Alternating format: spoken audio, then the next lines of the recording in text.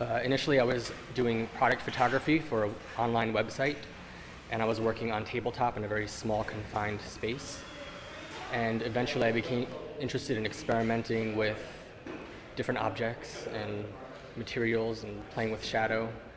And one day, I spilled paprika in my studio, and I was very interested in the colors and the textures, and I thought that it could be used as something other than what it was. And I figured I would try to set out to create the surface of Mars in miniature. I use a lot of cotton and cooked sugar. I use chocolate for this piece, steel wool, different types of glass, different types of textiles.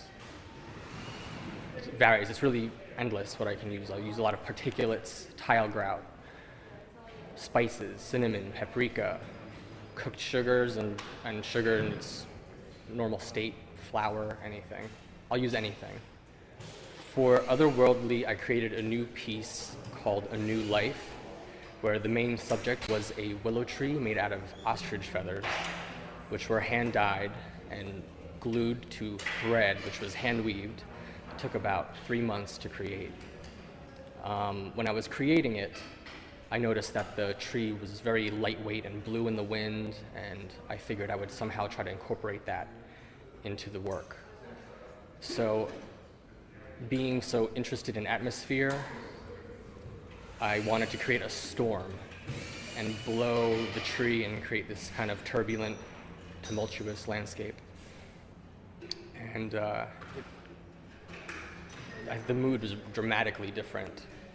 And initially, I was much more interested in the storm because I thought it had a little bit more soul, a little bit more character than the sunset.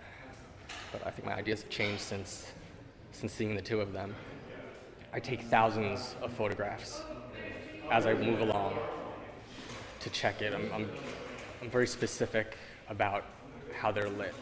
It's one of the most important parts. And the miniatures are a means to an end for me. I'm only interested really in the photograph. I've never exhibited miniatures before. In fact, they get destroyed quickly after I build them. I'm thinking about scale, and I'm looking for new materials. I look for patterns in nature.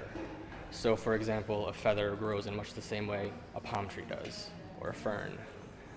Where someone sees tree bark, I can see that in peanut shells on a smaller scale.